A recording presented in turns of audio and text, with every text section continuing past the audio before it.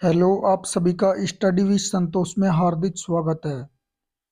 जैसे कि हमने साइंस में 4 चैप्टर के नोट्स कंप्लीट कर लिए हैं और अब है नेक्स्ट 5वां चैप्टर। देखते हैं क्या है 5वां चैप्टर। इसका नाम है जैव प्रक्रम। जो अब ये नई बुक है इसमें ये चैप्टर 5वां है। पहले की बुक थी उसमें, जो पुरानी वाली, उसमें ये चैप्टर नंबर 6 था। ठीक है, तो अब ये नया नाम हो गया इसका, चैप्टर नंबर 5। तो देखते हैं इसके नोट्स। पहले डेफिनेशन है सजीव क्या होते हैं। देखो, जीवित वस्तुओं को सजीव कहते हैं। सभी पौधे और जंतु सजीव वस्तुएं हैं। ठीक है, मतलब जो सजीव होती है वो जीवित होती है। अब नेक्स्ट देखते हैं सजीवों में क्या क्या लक्षण पाए जाते हैं। देखो, गति, प्रचलन, पोषण, वृद्धि, श्वसन, उत्सर्जन, प्रजनन, मृत्यु आदि सजीवों के प्रमुख लक्षण हैं। अब देखते हैं निर्जीव क्या होते हैं। जिन वस्तुओं में उपरोक्त लक्षण नहीं पाए जाते हैं उन्हें निर्जीव कहते हैं। जैसे कि गति, प्रचलन, पोषण, वृद्धि, श्वसन, उत्सर्जन, प्रजनन, मृत्यु आदि ये गुण जिनमें नहीं पाए जाते हैं वे निर्जीव कहलाते हैं। अब नेक्स्ट देखते हैं जैव प्रक्रम। देखो, जीवधारियों में जीवित रहने के लिए होने वाली समस्त क्रियाओं को सामूहिक रूप से जैव प्रक्रम कहा जाता है। नेक्स्ट इसकी दूसरी परिभाषा है, वे सभी प्रक्रम जो सम्मिलित रूप से अनुरक्षण का कार्य करते हैं उन्हें जैव प्रक्रम कहते हैं। ठीक है, जैसे क्या क्या है, पोषण, पाचन, श्वसन, वहन, उत्सर्जन, प्रचलन, नियंत्रण एवं समन्वय इत्यादि। अब इसके बाद में देखते हैं नेक्स्ट, जीवन के अनुरक्षण के लिए आवश्यक प्रक्रम। देखो क्या क्या है, पोषण, श्वसन, परिवहन, वृद्धि, उत्सर्जन। नेक्स्ट इसके बाद में देखते हैं पोषण क्या होता है।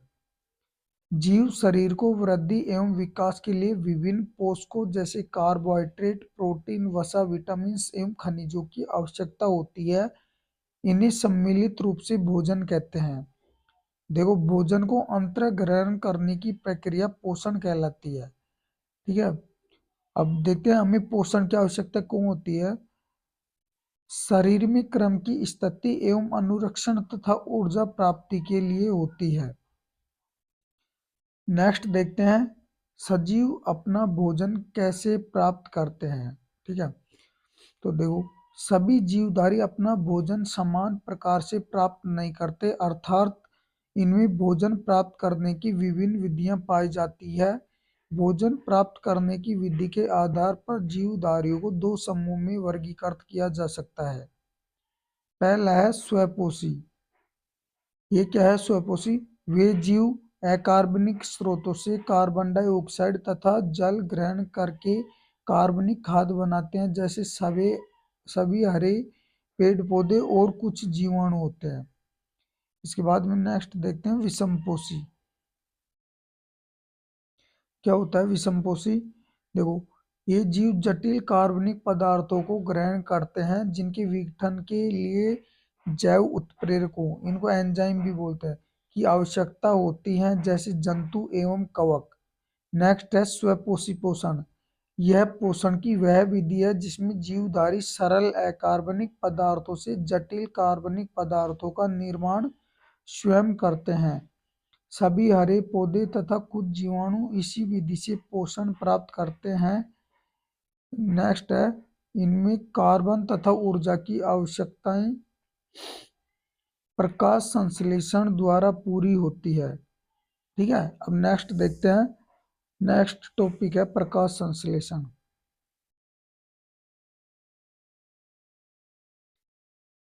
क्या होता है प्रकाश संश्लेषण? देखो, इस प्रक्रिया में हरे पौधे पराणहरित की सहायता से सूर्य के प्रकाश की उपस्थिति में मृदा से जल तथा वायु से CO2 ग्रहण करके शर्करा का निर्माण करते हैं, साथ ही ऑक्सीजन उत्पाद के रूप में मुक्त करते हैं, जैसे 6CO2 एंड 12H2O। सूर्य की का प्रकाश और पराणहरित की उपस्थिति में ये ग्लूकोज का निर्माण करते हैं और साथ में ऑक्सीजन और जल का निर्माण करते हैं।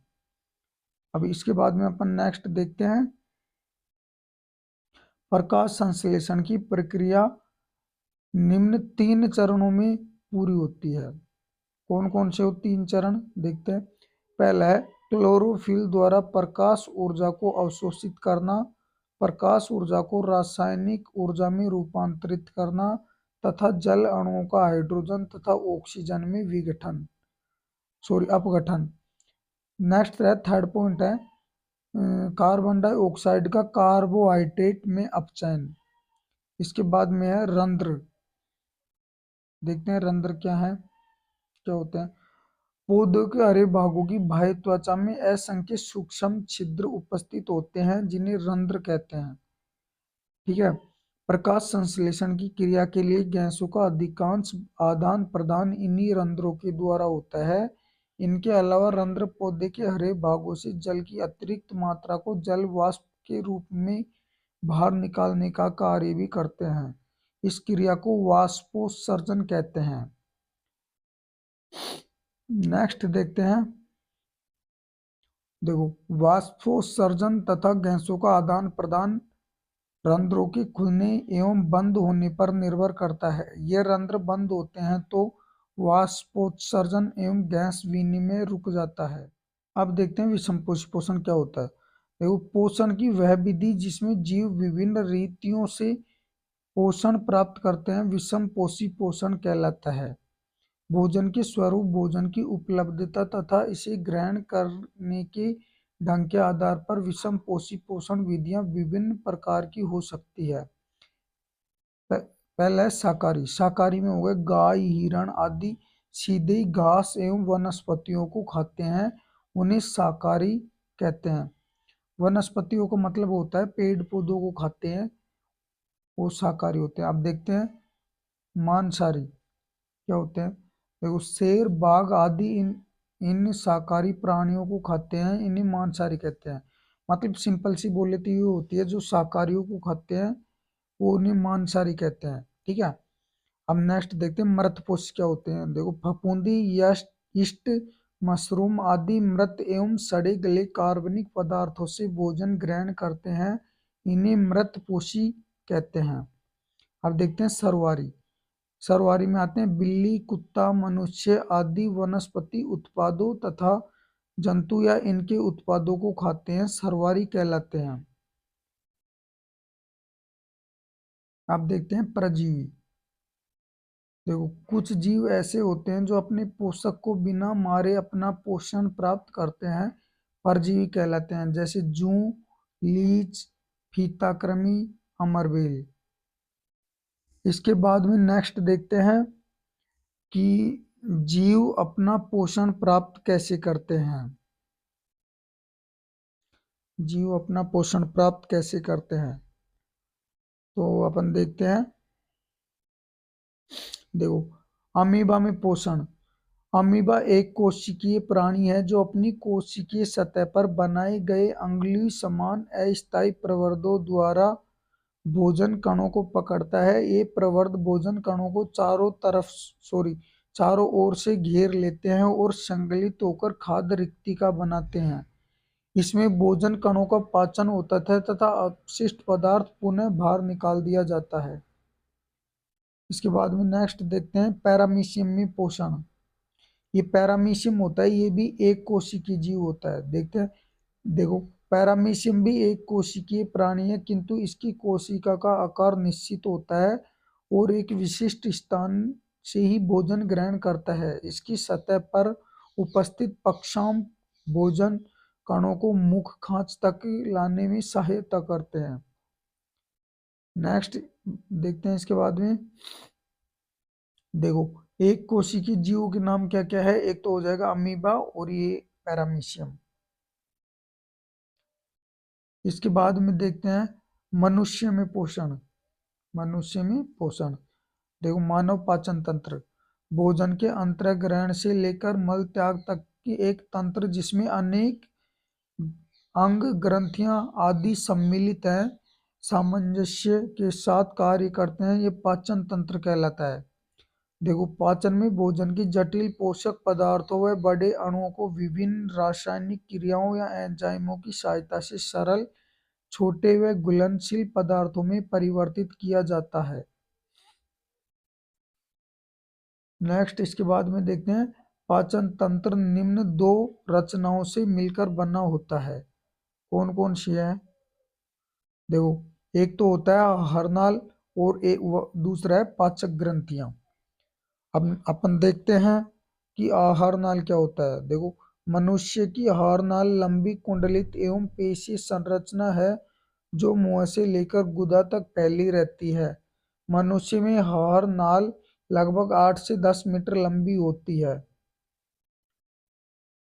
नेक्स्ट इसके बाद में आहार नाल के प्रमुख अंग निम्न है। पहला, अब देखते हैं कौन कौन से हैं ऊपर एक बार। देखो, मुख, ग्रसनी, ग्रासनली, आमाशय, छोटी आंत और बड़ी आंत, इनका नाम है क्षुद्रांत्र और बृहदांत्र बोलते हैं इनको, बृहदांत्र। ठीक है। इसके बाद में अब देखते हैं मुख। देखो, मुख दो गतिशील पेशीय ओठों के द्वारा घिरा होता है जिन्हें ऊपरी ओठों ओठ व निचला ओठ कहते हैं। मुख मुख गुहा में खुलता है। भोजन को हाथों द्वारा निवाले के रूप में मुख में रखा जाता है। ग्रसनी क्या होती है? ग्रसनी में किसी प्रकार का पाचक नहीं होता है, ये भोजन को ग्रसिका में भेजने का कार्य करती है। अब नेक्स्ट देखते हैं इसके बाद में ग्रास नली क्या होती है। देखो, यह ग्रसनी को आमाशय से जोड़ने का कार्य करती है और अंत में आमाशय में खुलती है। अब देखते हैं आमाशय। आमाशय भोजन को पचाने का कार्य करते हैं। छोटी आंत। देखो, इस भाग में भोजन का सर्वाधिक पाचन एवं अवशोषण होता है। अब देखते हैं बड़ी आंत। इसका मुख्य कार्य जल, खनिज लवणों का अवशोषण तथा अपचित भोजन को मल द्वार से उत्सर्जित करता है। इसके बाद में नेक्स्ट देखते हैं हमारे आमाशय में अम्ल की क्या क्या भूमिकाएं हैं। देखो, हमारे आमाशय में अम्ल की भूमिका। हमारे आमाशय में उपस्थित जठर ग्रंथियों द्वारा HCl स्रावित होता है। यह आमाशय में अम्लीय माध्यम बनाता है। HCl भोजन के साथ साथ आए जीवाणुओं को नष्ट करके भोजन को सड़ने से बचाता है। अब नेक्स्ट है पाचक एंजाइमों के कार्य। देखो, एंजाइम कार्बनिक जैव उत्प्रेरक हैं जो विभिन्न जैव रासायनिक क्रियाओं की दर बढ़ा देते हैं। ये पाचन क्रिया में कार्बोहाइड्रेट, प्रोटीन, वसा के पाचन को सुगम बनाते हैं। नेक्स्ट है मुख गुहा में एमिलेस नामक एंजाइम कार्बोहाइड्रेट का आंशिक पाचन करके इसे माल्टोज में बदलता है। उधर में लाइपेज नामक एंजाइम वसा को वसीय अम्ल एवं ग्लिसरॉल में बदल देता है। नेक्स्ट है यकृत के कार्य। क्या क्या है यकृत के कार्य? देखो, पहला है यकृत पित्त रस का स्रावण करता है जो आमाशय में आए भोजन को क्षारीय बनाता है। यकृत ग्लाइकोजन के रूप में भोजन का संचय करता है। यकृत वसा एवं विटामिन का संचय करता है। यकृत वसा के इमल्सीकरण में सहायक होता है जो भोजन को सड़ने से रोकता है। नेक्स्ट देखते हैं इसके बाद में श्वसन। नेक्स्ट श्वसन, कार्बनिक भोज्य पदार्थों का ऑक्सीकरण द्वारा विघटन श्वसन कहलाता है। इस क्रिया में ऊर्जा उत्पन्न होती है। अब देखते हैं श्वसन के प्रकार। पहला है वायवीय श्वसन। ऑक्सीजन की उपस्थिति में होने वाले श्वसन को वायवीय श्वसन कहते हैं। वायवीय श्वसन अधिकांश प्राणियों एवं पादपों द्वारा संपन्न किया जाता है।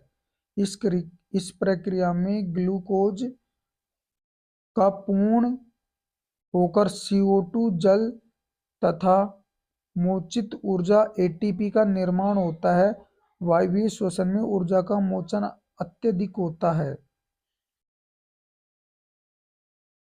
नेक्स्ट है, देखो, ग्लूकोज कोशिका द्रव्य में ग्लाइकोलाइसिस, ये पायरूवेट हो गया। माइटोकॉन्ड्रिया में ऑक्सीजन और ये CO2 H2O और ये ATP, मतलब ATP का पूरा नाम है एडिनोसिन ट्राइफॉस्फेट और ADP का है एडिनोसिन डाइफॉस्फेट।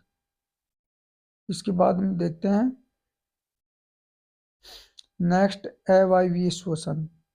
देखो, ऑक्सीजन की अनुपस्थिति में होने वाले श्वसन को अवायवीय श्वसन कहते हैं।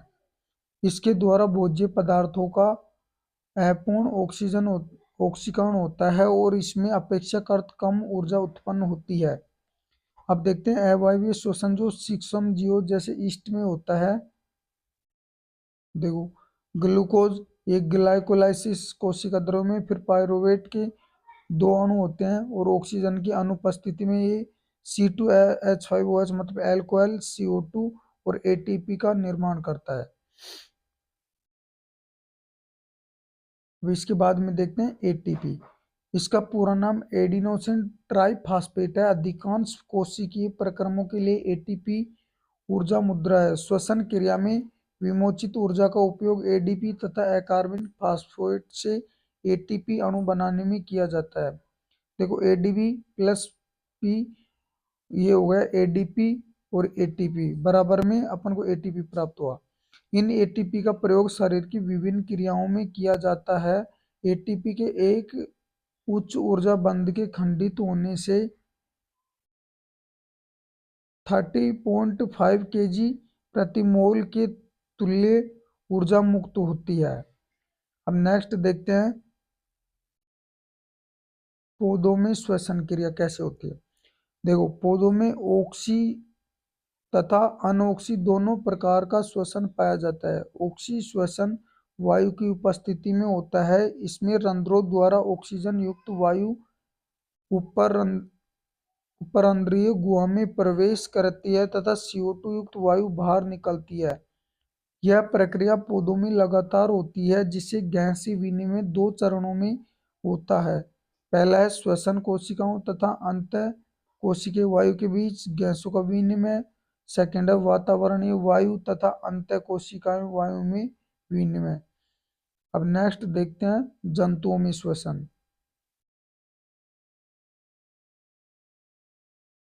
नेक्स्ट है जंतुओं में श्वसन। देखो, जंतुओं में पर्यावरण से ऑक्सीजन लेने और उत्पादित CO2 को बाहर निकालने के लिए विभिन्न भिन्न प्रकार के अंगों का विकास हुआ। स्थलीय प्राणी वायु में ऑक्सीजन लेते हैं, परंतु जलीय जीव जल में विलय ऑक्सीजन का उपयोग करते हैं। विभिन्न प्राणियों में श्वसन के विभिन्न तरीके पाए जाते हैं। नेक्स्ट है सरल एक कोशिकीय प्राणी जैसे अमीबा में श्वसन कोशिका कला द्वारा गैसों के साधारण विसरण द्वारा होता है। कुछ प्राणी जैसे केंचुए अपनी त्वचा द्वारा गैसों का विनिमय करते हैं। जलीय जंतु जैसे मछली अपने मुंह द्वारा जल लेती है तथा बलपूर्वक इसे कलमों तक पहुंचाती है, जहां विलय ऑक्सीजन रुधिर में विसरित हो जाती है। नेक्स्ट देखते हैं कीटों में। देखो, कीटों में गैसों के आदान प्रदान के लिए श्वास रंध्र तथा श्वास नली पाए जाते हैं। स्थलीय प्राणियों जैसे पक्षी, कुत्ता, मनुष्य आदि में श्वसन के लिए फेफड़े पाए जाते हैं। नेक्स्ट देखते हैं मनुष्य में श्वसन।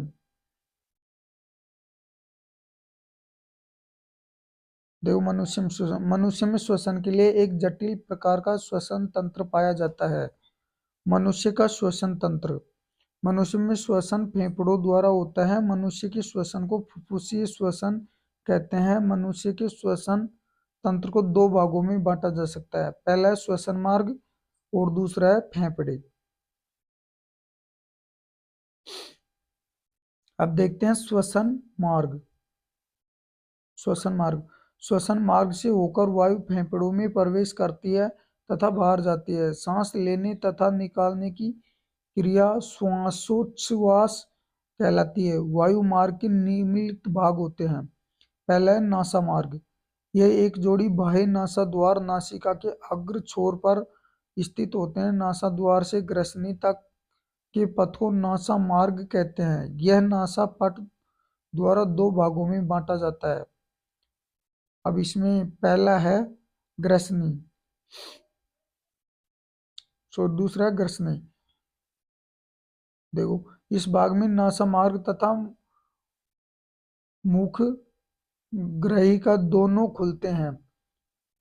ग्रसनी का नासा ग्रसनी कंठ द्वारा वायु नाल में खुलता है। अब देखते हैं स्वर यंत्र। यह श्वास नाल का सबसे ऊपरी भाग है। स्वर यंत्र में वाक रज्जु उपस्थित होते हैं। अब देखते हैं ट्रैकिया। वायुनाल ग्रीवा से होकर वक्ष गुहा में प्रवेश करती है। वायुनाल की भित्ति में उपास्थि के बने सी आकार के छल्ले होते हैं जो इसे पिचकने से रोकते हैं। अब नेक्स्ट देखते हैं श्वसनी। क्या होती है श्वसनी? वक्ष गुहा में प्रवेश करने के पश्चात वायुनाल में दो श्वसनियों में विभाजित हो जाती है। प्रत्येक श्वसनी अपनी ओर के फेफड़ों में प्रवेश करती है। अब देखते हैं फेफड़े। वक्ष गुहा में दो फेफड़े हृदय के पार्श्व में स्थित होते हैं। प्रत्येक फेफड़ा गुलाबी, कोमल एवं स्पंजी रचना है। प्रत्येक फेफड़ा प्लूरल कला से घिरा होता है। फेफड़ों में महीन नलिकाओं का जाल फैला रहता है। इस जाल को श्वसनी वृक्ष कहते हैं। अब देखते हैं मनुष्य में श्वासोच्छ्वास। देखो, मनुष्य में श्वास लेने की क्रियाविधि दो चरणों में पूर्ण होती है। देखते हैं निश्वसन। तो वायुमंडलीय वायु को खींचकर फेफड़ों में भरने की क्रिया निश्वसन कहलाती है। इसमें O2 युक्त वायु फेफड़ों में प्रवेश करती है। इसमें प्लूरल गुहाओं का आयतन बढ़ जाता है। अब देखते हैं उच्छ्वसन।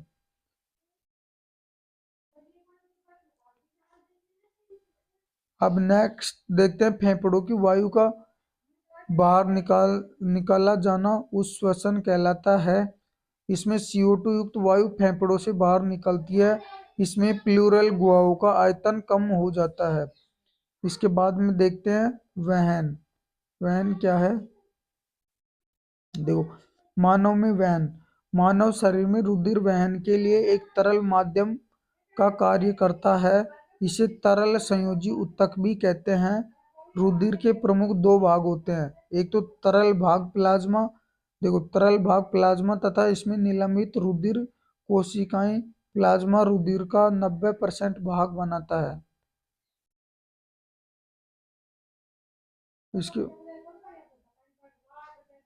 इसमें देखते हैं लाल रुधिर कणिकाएं ऑक्सीजन का वहन करती है। इस कार्य में लाल रुधिर कणिकाओं में उपस्थित हीमोग्लोबिन वर्णक महत्वपूर्ण भूमिका निभाता है। हीमोग्लोबिन की उपस्थिति तथा लाल रुधिर कणिकाओं की अधिकता के कारण रुधिर लाल रंग का होता है। अब देखते हैं हृदय। मनुष्य का हृदय वक्ष गुहा में बाईं ओर स्थित होता है। इसका आकार बंद मुट्ठी के बराबर होता है। मनुष्य के हृदय के चार भाग होते हैं। कौन कौन से होते हैं देखते हैं इनके चार भाग।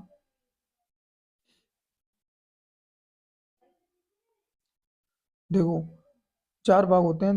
देखो, दो आलिंद और दो नीलय। इन्हें दायां आलिंद, बायां आलिंद, दायां नीलय, बायां नीलय में विभेदित कर सकते हैं। आलिंद ऊपर की ओर तथा नीलय नीचे की ओर होता है। दायां आलिंद दाएं नीलय में तथा बायां आलिंद बाएं नीलय में खुलता है। बायां आलिंद तथा बाएं नीलय के बीच द्वितीय नली कपाट होता है तथा दाएं आलिंद तथा दाएं नीलय के बीच त्रिवलनी कपाट होता है। इसके बाद में देखते हैं दाएं आलिंद से महाशिरा आकर मिलती है तथा बाएं आलिंद से फुफ्फुस शिरा आकर मिलती है। अब इसके बाद में देखते हैं नेक्स्ट है परिसंचरण तंत्र। परिसंचरण तंत्र। देखो, मानव के शरीर में उपस्थित ऐसा तंत्र जो पोषक तत्वों, गैसों, हार्मोनों तथा अपशिष्ट पदार्थों का परिवहन करता है, उसे परिसंचरण तंत्र कहते हैं। देखो, परिसंचरण तंत्र के कौन कौन से भाग हैं देखते हैं। रक्त, हृदय और रक्त वाहिकाएं। अब देखते हैं पहला रक्त। रक्त एक प्रकार का तरल संयोजी ऊतक है जो शरीर के विभिन्न भागों में पोषक तत्वों, गैसों, हार्मोन तथा अपशिष्ट पदार्थों का परिवहन करता है, उसे रक्त कहते हैं। इसके बाद में देखते हैं रक्त का पीएच मान 7.4 होता है। ठीक है। नेक्स्ट इसके बाद में है इसका निर्माण लाल अस्थि मज्जा में होता है। नवजात शिशु में रक्त का निर्माण पलिया में होता है। एक सामान्य व्यक्ति को 5 लीटर रक्त की आवश्यकता होती है। उनमें 5 लीटर मतलब 5 से 7 लीटर रक्त होता है जो सामान्य व्यक्ति होते हैं उनके अंदर। ठीक है। अब जो रक्त होता है उसमें देखते हैं क्या क्या होता है। देखो, ये रक्त है, रक्त में 50% प्लाज्मा मतलब द्रव भाग होता है, और रुधिर कणिकाएं होती हैं 45% जो ठोस भाग होता है। अभी प्लाज्मा में क्या, जल 90% और कार्बनिक और अकार्बनिक पदार्थ होते हैं 8%। फिर इसमें देखते हैं, देखो, रुधिर कणिकाओं में ठोस भाग में आरबीसी, डब्ल्यूबीसी और प्लेटलेट्स होती हैं। इसके बाद में आप नेक्स्ट देखते हैं आरबीसी क्या होती हैं। आरबीसी देखते हैं, देखो आरबीसी का मतलब होता है लाल रक्त कणिकाएं, और इनको बोलते हैं इरिथ्रोसाइट भी बोलते हैं। अब देखो, आरबीसी में हीमोग्लोबिन नामक एक रंजक होता है जिसके कारण आरबीसी का रंग लाल होता है। आरबीसी रुधिर कणिकाओं का 99% भाग होता है। देखो, आरबीसी का निर्माण लाल अस्थि मज्जा में होता है। यह केंद्रक विहीन कोशिका है। इनका जीवन काल 120 दिन का होता है। नेक्स्ट देखते हैं, ये ऑक्सीजन का परिवहन करती है। अब देखते हैं डब्ल्यूबीसी मतलब श्वेत रुधिर कणिकाएं, इसको बोलते हैं ल्यूकोसाइट भी बोलते हैं। अब देखो, इसमें केंद्रक पाया जाता है, इसमें हीमोग्लोबिन नहीं पाया जाता है, रंगहीन होती है। अब डब्ल्यूबीसी का निर्माण लाल अस्थि मज्जा में होता है। डब्ल्यूबीसी शरीर को रोगाणुओं से सुरक्षा करती है तथा यह प्रतिरक्षा प्रदान करती है। इसके बाद में नेक्स्ट देखते हैं, बिंबाणु मतलब प्लेटलेट्स क्या होती हैं। वो प्लेटलेट्स को बोलते हैं थ्रोम्बोसाइट भी बोलते हैं। यह केंद्रक विहीन कोशिका होती है। इनका जीवन काल 10 दिन होता है। यह रक्त का थपका जमाने में मदद करती है। अब इसके बाद में अपन देखते हैं परिसंचरण तंत्र। देखो, मनुष्य में O2 व CO2 पोषक पदार्थों, उत्सर्जी पदार्थों तथा स्रावी पदार्थों को शरीर के एक भाग से दूसरे भाग में पहुंचाने तथा लाने वाले तंत्र को रुधिर परिसंचरण तंत्र कहते हैं। अब इसके प्रकार देखते हैं कितने प्रकार का होता है। देखो, एक तो होता है खुला और एक होता है बंद। देखो, इसमें रुधिर किसी प्रकार की वाहिनियों में नहीं बहता है। रुधिर आंतरांगों के आसपास पाया जाता है। इसमें किसी प्रकार का दाब उत्पन्न नहीं होता है। जैसे झींगा, कीट आदि जीवों में खुला परिसंचरण तंत्र पाया जाता है। अब देखते हैं बंद परिसंचरण तंत्र। देखो, रुधिर महीन लचीली धमनियों एवं शिराओं में बहता है। रुधिर हृदय के से विभिन्न अंगों को पंप किया जाता है। इसमें रुधिर दाब उत्पन्न होता है। मनुष्य में बंद परिसंचरण तंत्र पाया जाता है। अब देखते हैं नलिकाएं, रुधिर वाहिकाएं, ये क्या होती है। देखो, शरीर में रुधिर के वितरण करने एवं एकत्र करने के लिए असंख्य नलिकाएं पाई जाती है जिन्हें रुधिर वाहिकाएं कहते हैं। ये 3 प्रकार की होती है। पहला है धमनी। ये मोटी और लचीली दीवार वाली नलिकाएं हैं। ये शुद्ध रुधिर को हृदय से शरीर के विभिन्न भागों तक पहुंचाती है। इसके बाद में देखते हैं, इसमें वाल्व अनुपस्थित होता है। इसमें रुधिर का बहाव तीव्र गति के साथ होता है। अब नेक्स्ट देखते हैं शिरा क्या होती है। शिरा, देखो शिरा, ये पतली और दृढ़ दीवार वाली संकरी नलिकाएं हैं। ये अशुद्ध रुधिर को शरीर के अंगों से हृदय में लाती है। इनमें वाल्व उपस्थित होते हैं। रुधिर का बहाव सामान्य व धीरे धीरे होता है। अब नेक्स्ट देखते हैं केशिकाएं, ये क्या होती हैं। किसी अंग या ऊतक में पहुंचकर धमनी उत्तरोत्तर अत्यधिक पतली वाहिनियां बनाती हैं जिन्हें केशिकाएं कहते हैं। केशिका एक मोटी कोशिका होती है जिससे इनसे होकर ऊतकों में गैसों व अन्य पदार्थों का विनिमय सरलता से हो सके। इसके बाद में देखते हैं रक्तदाब। नेक्स्ट है रक्तदाब। रुधिर वाहिकाओं की भित्ति के विरुद्ध जो दाब उत्पन्न होता है उसे रक्तदाब कहते हैं। यह दाब सिराओं की अपेक्षा धमनियों में बहुत अधिक होता है। रक्त दाब का सबसे पहला परीक्षण स्टीफेन एल्स ने घोड़ों पर किया। अब नेक्स्ट देखते हैं रक्त दाब के प्रकार। देखो रक्त दाब के प्रकार है। नेक्स्ट, अब इसमें पहला है प्रकुंचन दाब। हृदय के संकुचन से उत्पन्न दाब के कारण धमनी में रक्त बहता है, इसे प्रकुंचन दाब कहते हैं। सामान्य प्रकुंचन दाब लगभग 120 mm पारा है। अब देखते हैं सेकंड है अनुशिथिलन दाब। हृदय में शिथिलन के कारण धमनी में रक्त दाब कम हो जाता है, उसे अनुशीतलन दाब कहते हैं। अब देखते हैं इसमें अनुशीतलन दाब लगभग 80 mm पारा होता है। अब देखते हैं पादपों में परिवहन। पौधे पर्यावरण से गैस के रूप में कार्बन डाइऑक्साइड जैसे पदार्थ लेते हैं, फिर भी उन्हें नाइट्रोजन, फास्फोरस, लोहा, कैल्शियम, मैग्नीशियम आदि अनेक पदार्थों की आवश्यकता विभिन्न प्रकार के खाद्य पदार्थों, पोषक पदार्थों आदि के निर्माण के लिए होती है। ऐसे अनेक पदार्थ मृदा में प्रचुर मात्रा में उपलब्ध होते हैं।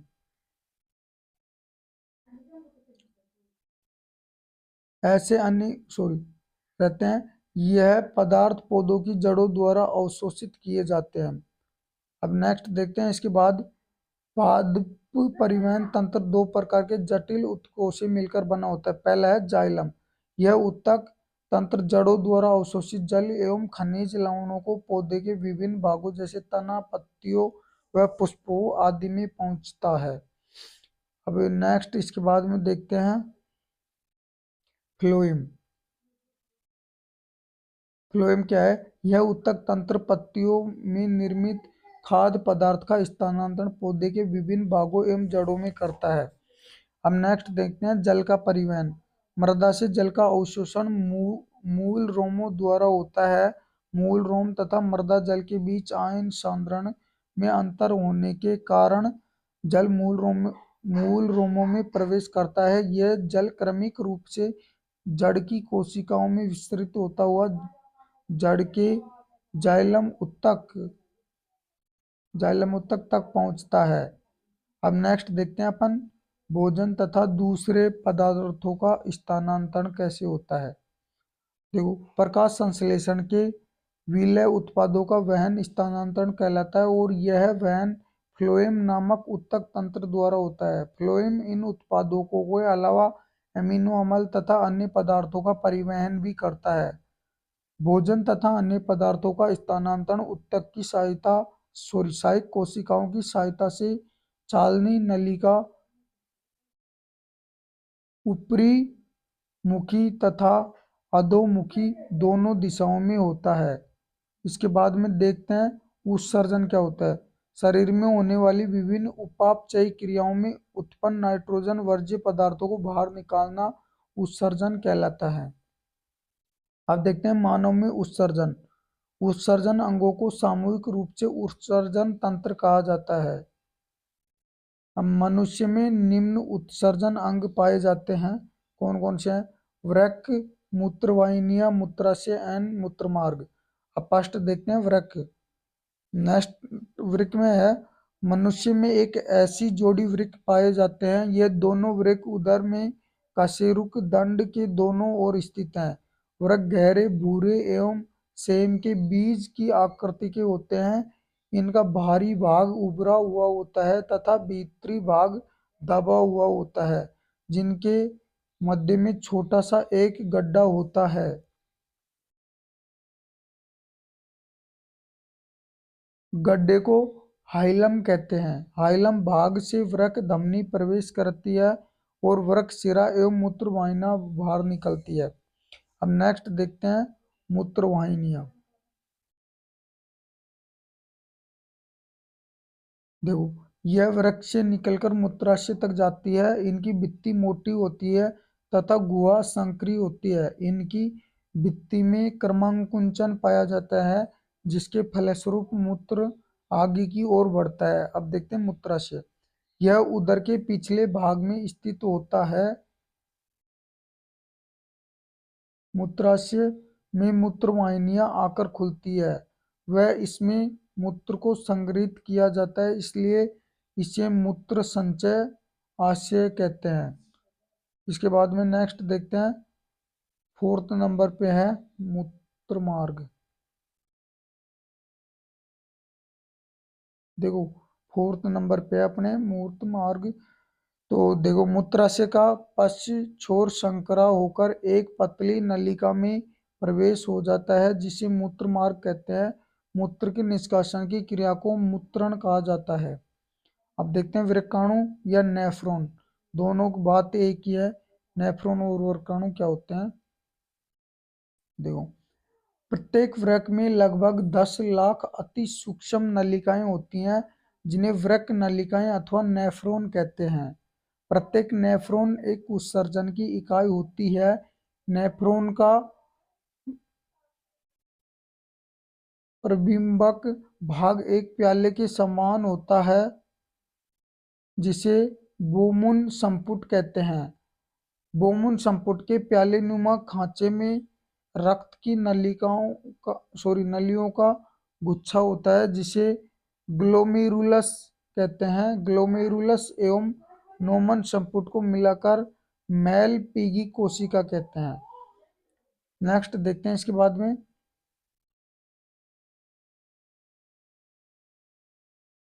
कृत्रिम वृक्क या अपवन। देखो उत्तरजीविता के लिए वृक्क जैव अंग है। कई कारक जैसे संक्रमण, आघात या वृक्क में सीमित रुधिर प्रवाह वृक्क की क्रियाशीलता को कम कर देते हैं। यह शरीर में विषैले अपशिष्टों को संचित कराता है जिससे मृत्यु भी हो सकती है। एक कृत्रिम वृक्क नाइट्रोजनी अपशिष्ट उत्पादों को रुधिर से अपवन द्वारा निकालने की एक युक्ति है। देखो अब अपना ये चैप्टर कंप्लीट हो गया। अब नेक्स्ट वीडियो में देखेंगे चैप्टर नंबर 6। जब तक के लिए थैंक यू सो मच, मिलते हैं नेक्स्ट पार्ट में।